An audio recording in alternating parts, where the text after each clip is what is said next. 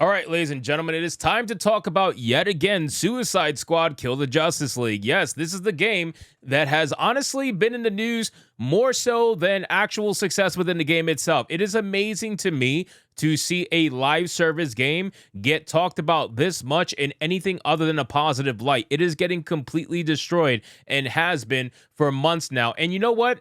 Rightfully so. Rocksteady and Warner Brothers decided it was in their best interest to take a massively popular single-player IP and try to get greedy and make it into a live service game that also had a story that was garbage as hell, woke tendencies and everything. They decided to risk it all. Well, apparently, Suicide Squad Kill the Justice League character artist confirms the industry's bias against attractive female characters and says that it's very difficult to pitch beautiful or vain black women in games without them coming back looking like grocery store aunties. Uh-huh. Mm-mm.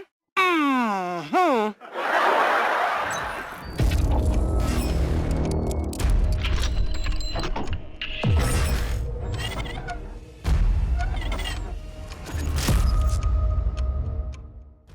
Yes, ladies and gentlemen, I think you guys, I think you all know exactly what a grocery store auntie looks like, ladies and gentlemen.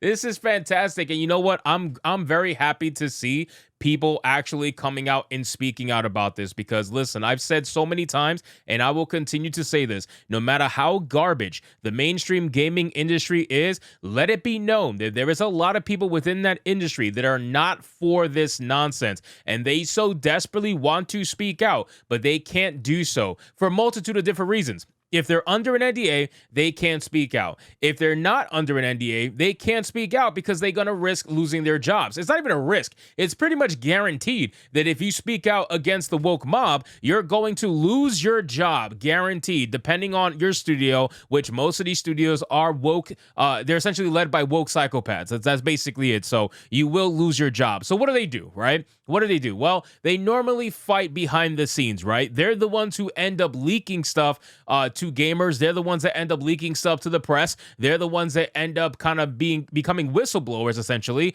and just trying to feed information to the public about what's happening on the inside. So let's get into this video, guys, from Bounding into Comics. But of course, before we do, if you are new here, just consider hitting that subscribe button. I would greatly appreciate it and like the video to push us out into that YouTube algorithm. It says, according to a developer who has absolutely no love for the people or ideologies who regularly raise the issue, the Western video game industry does in fact hold a very, very real bias against beautiful female characters.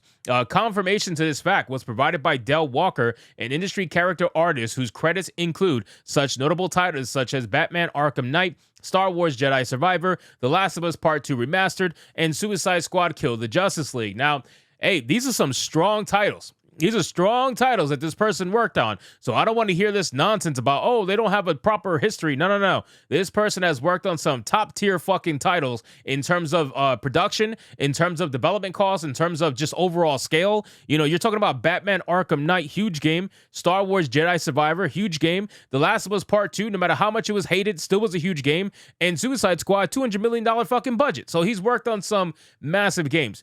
Retweeting a picture of English footballer Bukayo Sakai's girlfriend, Talami Benson, wearing a jacket emblazoned with the Arsenal right winger's original jersey number on June 18th, Walker recalled, there's been a handful of times I've pitched black women characters that look like this. Then after 10 iterations, the concept or model comes back without a speck of the original beauty that I personally pitched. Now, this picture right here, gorgeous fucking female. Holy shit. And honestly, I don't think many people would have the rights to even call this character ugly if this would make it on screen. I know I wouldn't. This is a beautiful, beautiful person, and I would love to see characters like this in a video game. That would be fantastic. But unfortunately, like Del Walker says, every time a character like this is pitched, by the time it gets through all kinds of regulations, it ends up coming out looking like fucking Big Shirley. You know what I'm saying? Like, this is not normal behavior, and it's very clear that they do hate beautiful women for whatever reason.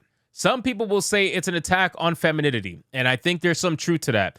Other people like myself would say that this is essentially just them trying to make it for the trans gays, because that's really what it's about, right? In my opinion, that's the ultimate end goal. Every time they androgynize a female, every time they take an obvious feminine character and make them into basically a boy with a wig, they do this to try to make trans women feel seen, because they know that trans women not only are highly emotionally unstable, but they're also just dudes in a dress that can never ultimately get feminine features naturally. They either got to pay for it with surgery, or they got to rock out with their cocks out naturally because they can't afford to make any changes. So when you see stuff like this, you got to imagine that, damn, man, if this is how you are designing your characters and it ends up coming back way worse, it gets to be a little bit insulting after a while. Proceeding to compare another photo of Benson against an official promotional image of the Commander Wright from Sega's canceled hero shooters Hyenas, Walker then elaborated, I'm not talking about mild changes. I'm talking about pose, aura, style, softness, age, and flair. I hate giving Gamergate men fuel, he added, but it's very difficult to pitch beautiful or vain black women in games without them coming back looking like grocery store aunties. There is room for both. Now, I agree. There is room for both. There is no reason. I mean, look at this. Look at this. There is no reason why you can't have both. I've said it so many times, and I'll say it again, because this guy clearly doesn't like what he views as Gamergate people, which is probably going to be me, so it is what it is. But I'll say it to you like this. I've always said that woke games can exist.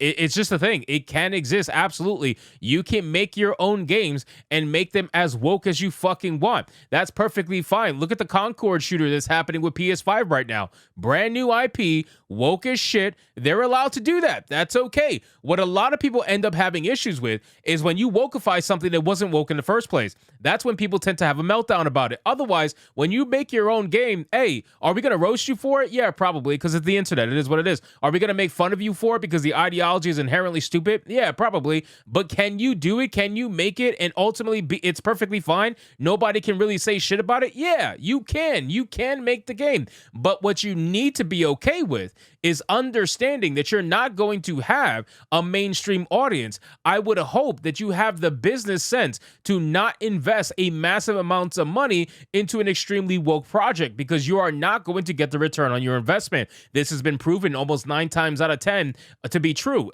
There is no reason for you to do that. My biggest issue when I have a lot of these conversations is coming from a business standpoint, and they don't want to have those discussions. They're too busy screaming about how Black Lives Matter. They don't actually want to talk about, hey, you know, you guys maybe spent a little bit too much money on this. Perhaps you should have not spent $7 million on a consultancy firm. You know, you really don't have that kind of money to throw around, right? But they don't really want to talk about that. They just want to scream their ideology in your face because that's what they're used to.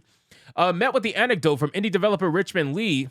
Dude, a friend of mine, an Asian woman, was telling me about how this happens to her when she designs Asian women for Western games. They always have her work redesigned by a Western artist to look more stereotypical, then pat themselves on the back for good representation. Walker further opined, yes, they also assume adding stereotypical ethno features with a blunt force is some sort of Hail Mary when a range of diversity exists inside of diversity. Further, as to what he considered an attractive black female, Walker would agree with Rocksteady Games character artist Lois Starkey that Alan Wake's 2 Saga, whatever, Anderson was both beautiful and soft in a way I hadn't seen for a while in games. Yes, he exclaimed in turn, a successful translation for sure. So again, it seems like there is an agreement here that there can be room for both, right? You can make your ugly ass characters if you want to, but that shouldn't come at the cost of women that look like this, right? You shouldn't be trying to convince the entire world that all women look like this. It's very much a lie. Anybody who's seen real women can tell you that's a lie. You can literally spend one day in Miami and you're going to see more women that you could possibly think of that look anything but like the grocery store crazies. You know what I'm saying? So ultimately, at the end of the day, ladies and gentlemen, I'm glad to see someone from the mainstream actually come out and start speaking against this stuff. And as much as he may hate us ideologically, at least we can find some common ground and admit that, hey, let's stop ruining women that look like this for absolutely fucking no reason whatsoever other than pure activism. So anyway, guys, thank you so much for watching this video. I hope you did enjoy. If you did, consider leaving me a subscribe. I would greatly appreciate it. Don't forget to like the video, comment, let me know what you thought, and I'll see you guys on the next one. Hypnotic out.